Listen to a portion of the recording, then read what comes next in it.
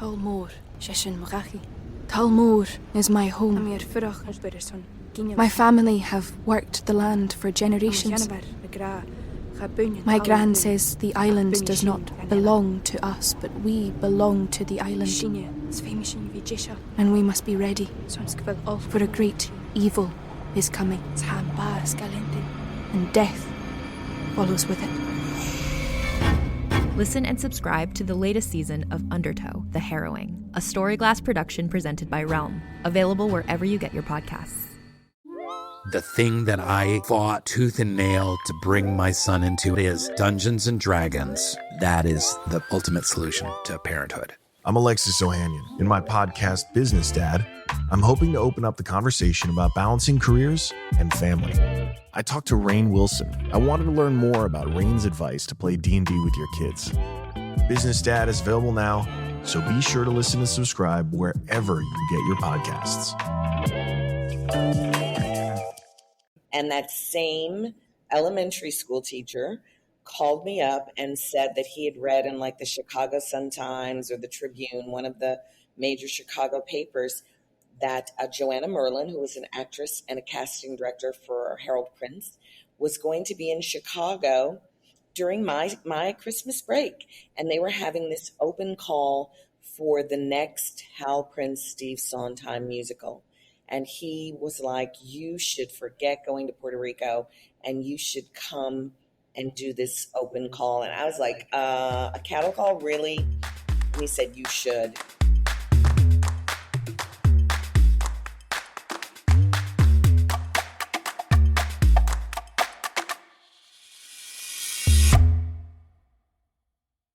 Hello, world, and welcome back to another episode of Thanks for Coming In. I'm your host, Jillian Clare. If this is your first time tuning in, this is a show where I speak to fellow actors about their journey in the industry, and I make them share a couple bad audition stories with me. If you're not already subscribed to the show, make sure to hit that subscribe button right now and leave us some love. Today on the show, we have a Tony Award-winning actress. She's also a director, a writer, an author, just about everything you can be. You may remember her from Women of the Movement, Madam Secretary, Fear the Walking Dead, Gotham. It is the incredible Tonya Pinkins. And welcome to the show, Tonya. Thank you, Jillian. So happy to be here talking with you. I'm so excited to have you. Tony Award winning. I mean, so fun. I have so much to talk to you about. But before we get into all of the amazing things that you've done in your career, I have to ask you, what made you decide to be an actor? You know, I wish I could say that it was a decision. I don't think I decided to be an actor until I was in my 40s. I think more than anything, I was trying to not be an actor. I was constantly quitting, but I did have an elementary school teacher who did acting on the side, and he took a lot of classes.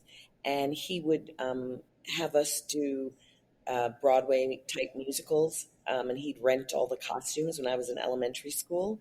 So I got to do Anna and the King and I, and Golda and Huddle in Fiddler on the Roof, and Annie and the Miracle Worker. And so I would say that it was him who got me my first agent and would take me to auditions. So that would be how I got to be an actor. But I've quit and tried not to be one a lot. I feel like that's the story of every actor. We're always just like, oh man, sometimes it really hits you hard and you're like, okay, I need to take a break and find something different. Yeah. So you said that's how you got in. How did you find your way into the professional avenue of acting? Did you go to college for it, or was it all just kind of happenstance? No, it really was with this teacher. I mean, from the time I was about 12 or 13, he got me my first agent, which I'm trying to think who it was. Gosh, I see her face. And I can't remember, but she was a former Ford model in Chicago, and she started her own agency. So I started doing commercials and print work and industrial films when I was about 12 or 13 years old. Wow. You've been in the business for a long time. I love it. For a very long time. Your whole life. Yeah, pretty much. Do you remember what, like, the first big film or TV role that you got when you were an adult was? First big film or TV? Well, my first feature film was Beat Street, which was one of the first films that was made about the hip hop world and the Bronx and the South Bronx, the dance, the graffiti. So that was produced by Harry Belafonte and David Picker, and Ray no Don big Chong deal. was the star of that. So that was my first big feature. And then I'd say my first big television role was on As the World Turns as Heather Dalton, where I was working with Meg Ryan, Steven Weber, Marissa Tomei, Julianne Moore. We were the kids on As the World Turns. Oh my gosh, what a lineup. Now I think my first film, though, my first tiny role was as a very small part in Damien Omen 2, which was filming in Lake Forest, Chicago. Omen 2, as in the scary little kid? Oh no! Terrifying. I love horror movies. I do too. They're like my guilty pleasure. I love bad horror movies too. Like the ones that are just so off the wall strange. I love watching them. I think they're so fun. Have you seen my horror movie? I don't think so. I wrote, produced, and directed a horror film called Red Pill. It's on Amazon. Well, I'm watching and it today. Yeah. Tell me about Blades that. is in it. Colby Menifee is in it. Catherine Curtin, Catherine Irby. Yeah, I have a horror film. Okay, so you wrote and directed and produced. I mean, was that your first time doing all that? I did all the jobs because I didn't have a lot of money and I didn't have a lot of time. And I did all the jobs. Like at the end, when you see the credits, you'll see my name and my child's name, 10 or 12 times. I love that. But you know what? Sometimes that's what you got to do to make the film that you want to make. To make a film at all. Yes, to make a film That's what you got to do. I'd love to talk to you about your early Broadway experience and how you got yourself into that world, because that's a difficult feat to even make it to Broadway, let alone win a Tony Award. Well, my road there is wasn't, it's such an unusual thing that happened. I was in my freshman year at Carnegie Mellon University in Pittsburgh, and I was planning to spend my Christmas break in Puerto Rico. And that same elementary school teacher called me up and said that he had read in like the Chicago Sun-Times or the Tribune, one of the major Chicago papers, that Joanna Merlin, who was an actress and a casting director for Harold Prince, was going to be in Chicago during my Christmas break. And they were having this open call for the next Hal Prince, Steve Sondheim musical. And he was like, you should forget going to Puerto Rico and you should come and do this open call. And I was like, a cattle call, really? And he said, you should. And I did. And I went and saw Joanna and read for her. And I remember at the end of the day of auditioning, she said, I'd like to take you to New York to audition for Hal and Steve. And so during that same break, they flew me to New York and put me up. And I auditioned for Hal and Steve with a lot of other people, Giancarlo Esposito and, Lonnie Price, wow, James Alexander. And we all auditioned. And at the end of the day, they said, congratulations. We would like you to be in the show. We won't start work until next fall, but you are hired. Oh my gosh. Right there in the room.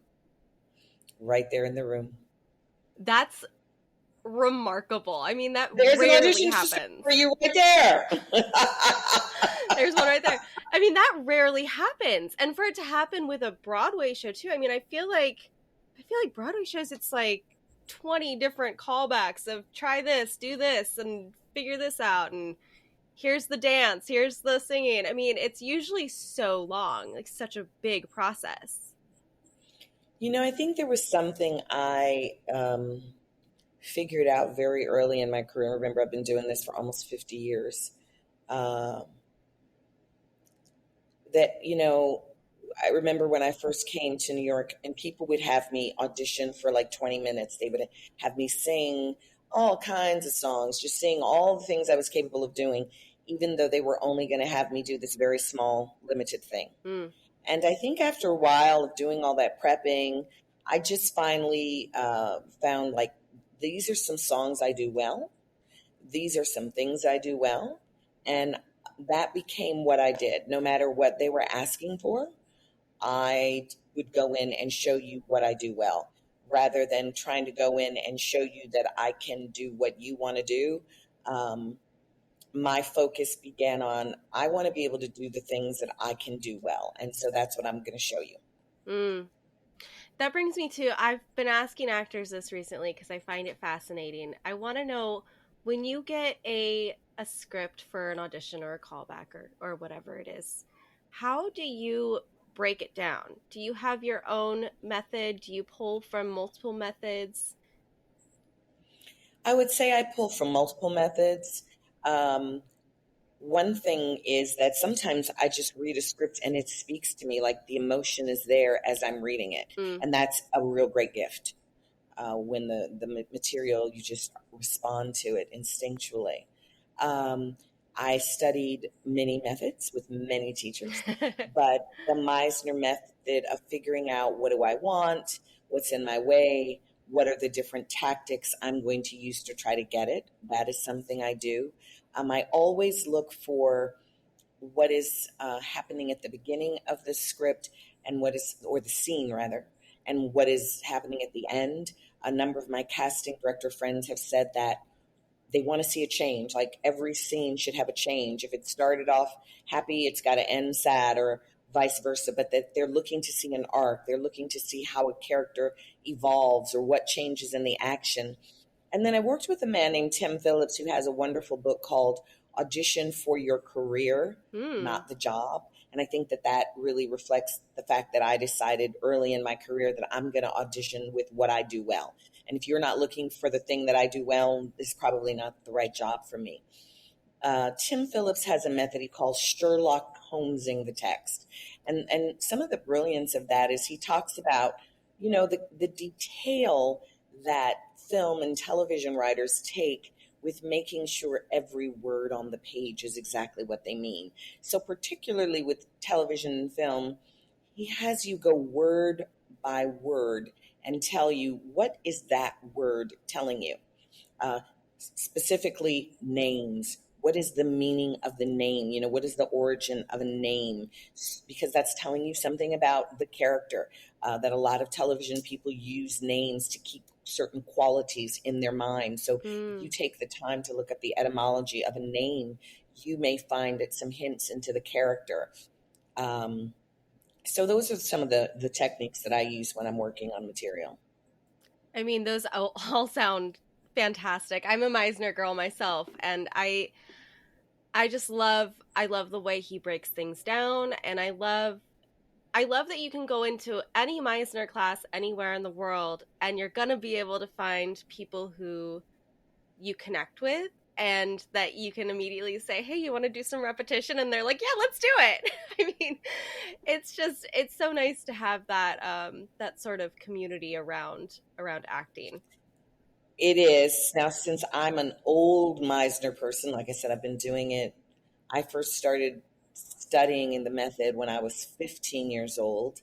So I've also taught it. I've taught it at universities. And one of the sort of things I've had to watch in how some people teach the Meisner method is a lot of eye fucking. I don't know if I can say that word, but you can people say like do this. They act like this. And they forget that it's about responding, and you don't have to see to respond. You can respond from a sound. What I love about it is I always say to people that if my other partners are good, they're going to give me my performance. I'm just going to, have done all my prep work. I show up and I put my attention on you and I just respond authentically, and that's going to give me a performance. It's so true. I mean, if the other people are prepared and ready and good, then you're going to be good too, because I mean, that is everything. My acting teacher, when I was a small child, started teaching me Meisner. I had no idea that it was Meisner until I got into a Meisner class as a teen, and I was like, wait a second, this is all very familiar. But she always used to say acting is reacting. And if you're not just listening and figuring out what that person is going through and feeling, then you're not doing your job as an actor. Agreed. We're going to take a quick commercial break, and then we'll be right back.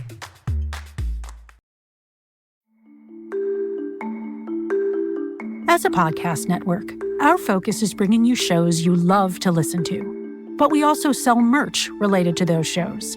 And partnering with Shopify has made that both possible and simple for us to do. Shopify is the global commerce platform that helps you sell at every stage of your business. Whether you're selling scented soap or offering outdoor adventures, Shopify helps you sell everywhere because they've got you covered, from their all-in-one e-commerce platform to their in-person POS system. What's so fantastic about Shopify is how, no matter how big you want to grow, they provide everything you need to get control of your business so you can take it to the next level. Businesses that grow, grow with Shopify. Sign up for a $1 per month trial period at shopify.com/realm. That's all lowercase. Go to shopify.com/realm now to grow your business, no matter what stage you're in. Shopify.com/realm.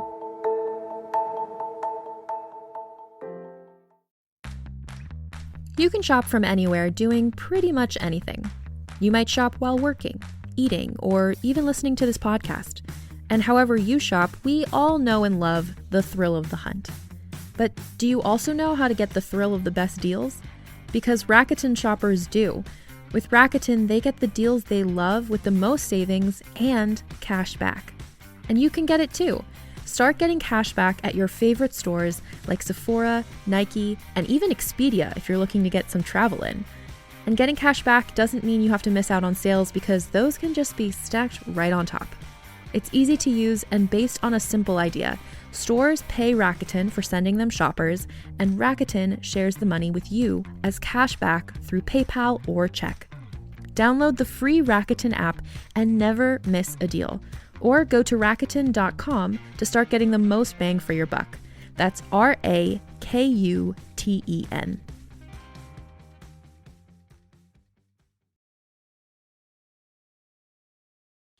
And back to the show. So you've been on several amazing TV shows over the years. Several. I mean, you have Fear the Walking Dead, Madam Secretary, Gotham, as just a few of them. I want to know what role to you in the TV world really spoke to you and was the most fulfilling as an artist? Well, I've had a lot of them. So I think I started working with Tim Phillips in about the fall of 2016, and he has some amazing Meisner-based technique for film. And so I had been cast in Gotham as Ethel Peabody, and I didn't have very much to do. But using some of Tim's tools about how to be very full when you're on stage and have on screen and have no lines, I think that technique combined with B.D. Wong, who played Dr. Strange. Love B.D. Wong. Yeah, love B.D. B.D. and I, decided we were going to create a relationship on camera that the writers hadn't written. We were going to create it, and we were going to create it out of just how we reacted to each other, because there weren't really lines. And so I had been brought in to do 4 episodes, and I ended up doing, I think, 12. So that one is I feel very good about that one, because that was where I truly saw my efforts, reap me a reward of getting more opportunities. And it really was, sometimes the camera people would be like, man, whatever was going on in your mind, I couldn't take my eyes off of you. Yes. Captivating the cameraman is always like the best feeling, because you're like, oh, did I stump you? And then that can be troublesome, because I think from having that Meisner training, I'm always interesting. And I have had directors say, would you stop whatever you're doing? And I'm just listening. Yeah. It can be very upsetting. I actually had a wonderful director. She said to me, you are so interesting on camera. You just need to be a star. But this is not you're not the star of this movie. And she said, I can't have you on camera with my leads, because I only want to watch you. Wow. I mean, I feel like that's a credit to how well you're prepared, though. I mean, sucks, but but I mean, that's such a compliment. And clearly now we need to make you a star. Okay, I'm ready. I've been waiting. Talk to me a little bit about the show Women of the Movement that you were on. It came out, was it earlier this year or last year at this point? January this year. There's so many different Hollywood cliques, and I'm not in any of them. And an actress fell out of a show. It was actually Niecy Nash was supposed to do that role, and they lost her. And they were going to start shooting on, I think Monday, something like about January 6th. Of this, yeah. Oh my God. 21. That was the day I flew, I remember. And they needed to hire someone quick. And I think for many of the reputations I have a reputation for being really good and really fast, and able to handle text and emotion. And so I think I auditioned on like December 30th, and got that job on December 31st, and knew I had to fly a few days later. Wow.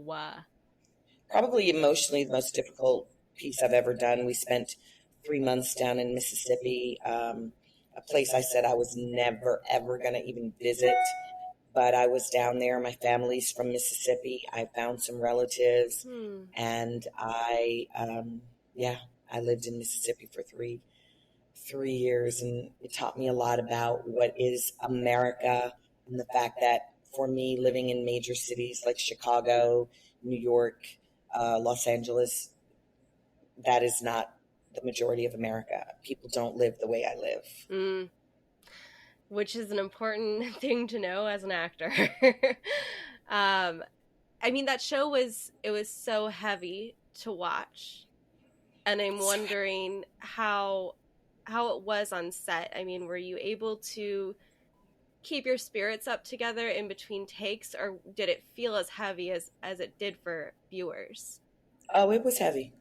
They had psychologists there for certain days, available for people, but when we had to play the scenes, you had to stay in that. You just had to stay in that. And it's, quite frankly, I can't imagine anything worse than, having your child die. Parents don't want to ever live beyond their children. And it was my grandchild who, in many ways, I had raised, because Mamie was a young mother. So it was the worst possible thing that I could imagine having to do. Because even once, I have to save that for my audition story. Last question about this, because I think it was such an important show. I want to know, and I want younger actors to be able to listen to this too. I want to know how you were able to not take it home, or did you take it home? Say that again? I was wondering if you were able to leave the heaviness on set and not take it home with you, or if it still burdened you, when you were away from everyone else. just auditioning for that part, I carried that heaviness for the whole day. And I thought, when I first became an actress, I always was looking for the really emotional roles. And after auditioning for that, I was like, maybe I'm not an actor anymore. This doesn't feel good. Wow. I can't let this go.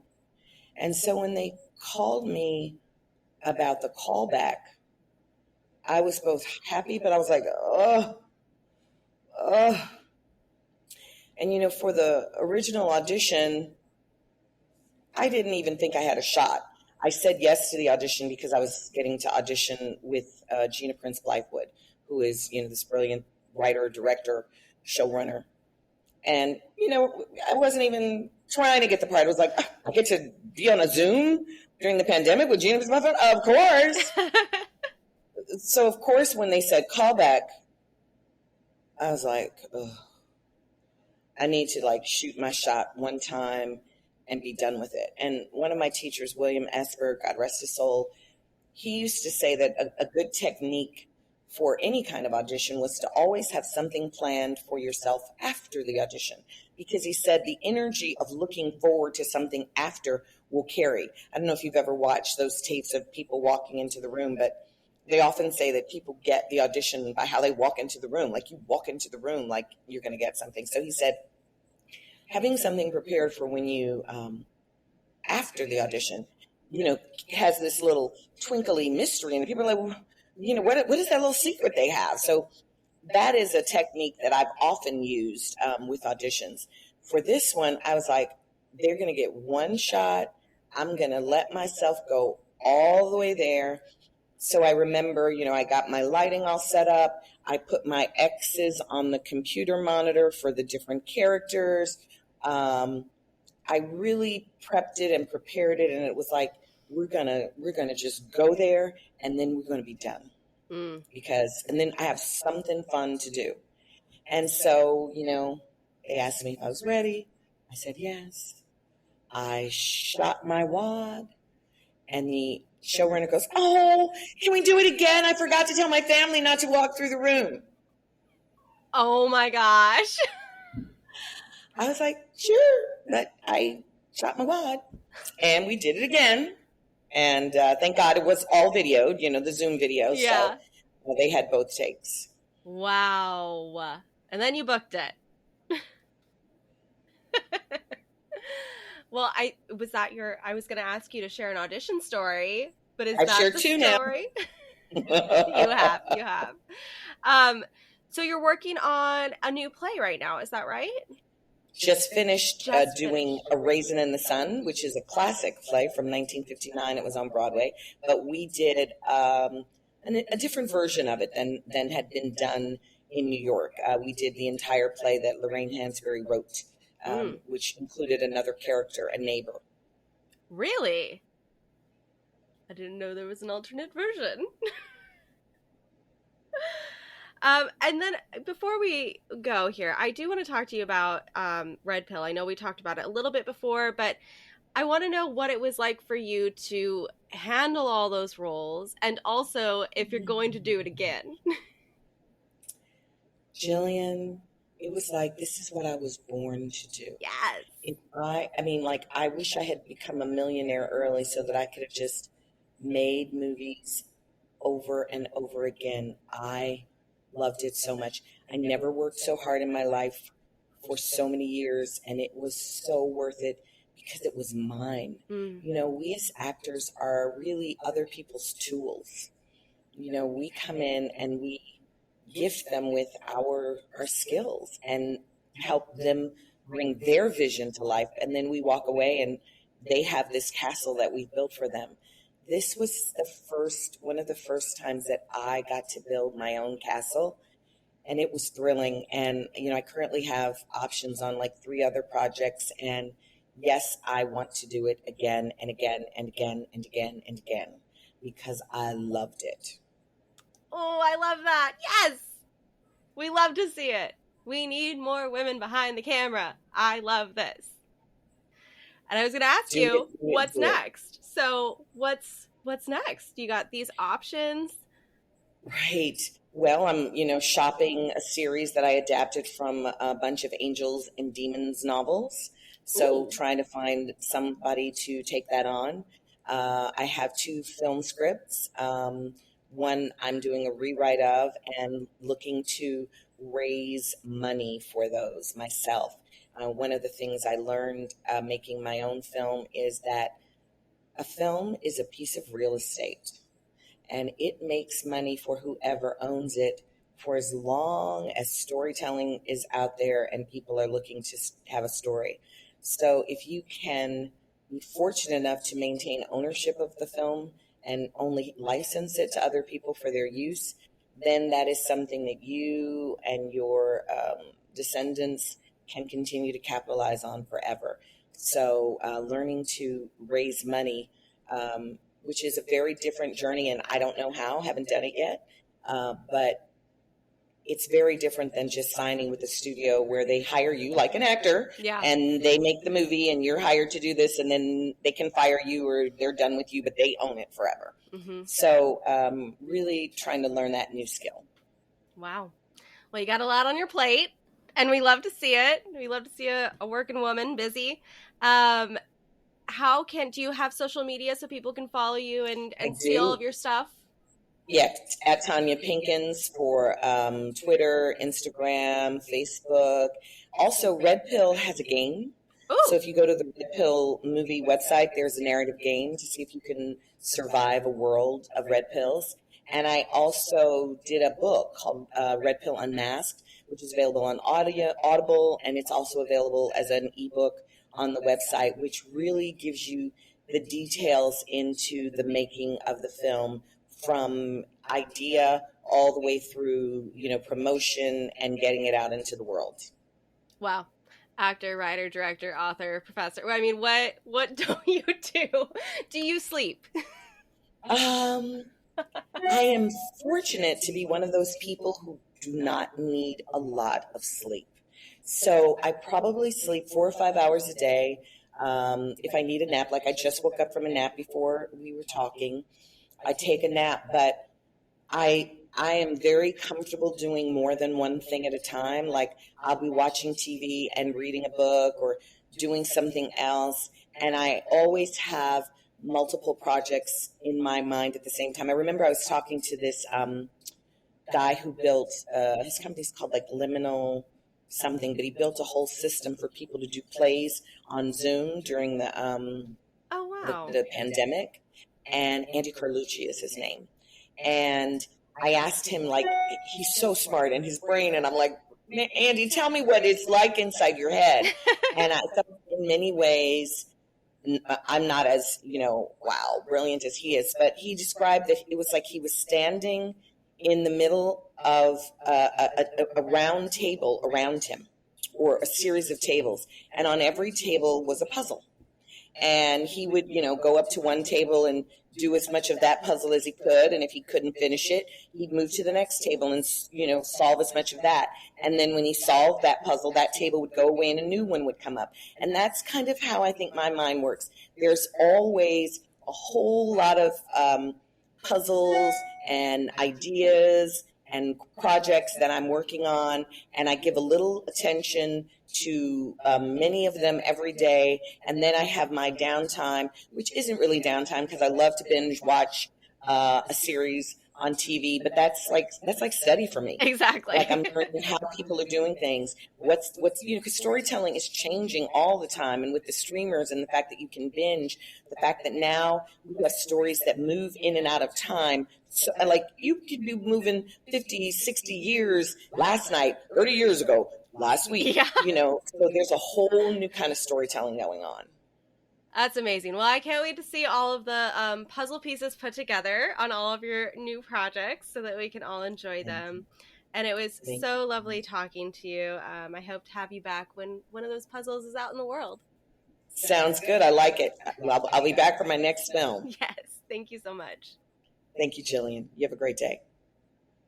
Thanks again to Tonya for coming on the show and spending some time with me. Make sure to check out her film, Red Pill, wherever you get your films. Tune in next week for another fantastic episode with a very special Christmas guest. And as always, thanks for coming in.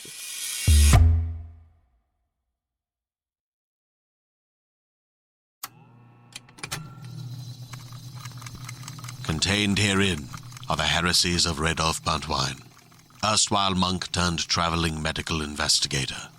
Join me as I study the secrets of the divine plagues and uncover the blasphemous truth that ours is not a loving God, and we are not its favored children. The heresies of Radolf Buntwine, wherever podcasts are available.